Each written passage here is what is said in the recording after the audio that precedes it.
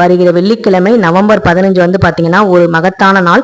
சிவபெருமானுக்கு உரிய நமக்கு ஐப்பசி பௌர்ணமி வருது. அது வந்து பாத்தீங்கன்னா என்ன சிறப்பு அப்படின்னா, சித்ரா பௌர்ணமி மாதிரியே இந்த ஐப்பசி பௌர்ணமியும் ரொம்ப ரொம்ப சிறப்பு வாய்ந்தது. இந்த பௌர்ணமியில சிவலிங்கத்துக்கு அன்னத்தால் வந்து அபிஷேகம் செய்வாங்க. இந்த அன்னத்தால் அபிஷேகம் செய்த ஆராதனை பண்ற அந்த சிவபெருமான நம்ம வழிபாடு செய்யும் போது சொர்க்கம் நிச்சயம் அப்படின்னு சொல்றாங்க. அது மட்டும் இல்லாம இந்த பிரசாதத்தை குழந்தை இல்லா தம்பதிகள் சாப்பிடும் பொழுது அவங்களுக்கு கண்டிப்பா குழந்தை பேர் வந்து கிடைக்கும். அது மட்டும் இல்லைங்க, இந்த சிவலிங்கத்தை நம்ம வழிபடுறதுங்கிறது கோடி சிவலிங்கத்தை வழிபடுறதுக்கு சமம் அப்படின்னு சொல்றாங்க. அதாவது அன்னத்தால் அபிஷேகமான அந்த சிவலிங்கத்தை வழிபடுவது. அதே மாதிரி வீட்லயும் வைக்கலாம். சிவலிங்கம் இருந்தா நம்ம அன்னத்தால் வந்து அபிஷேகம் பண்ணலாம். ஆனா 1.5 மணி நேரம் தான் வச்சிருக்கணும். அதை எடுத்து நம்ம வந்து பிரசாதமா சாப்பிடணும். ரொம்ப நேரம் வச்சிருக்க கூடாது. அது மட்டும் இல்லாம இந்த நாள்ல வந்து பாத்தீங்கன்னா அஸ்வினி, கார்த்திகை, பரணி 3 நட்சத்திரங்களும் இணைந்து சிறப்பான நாளா வருது.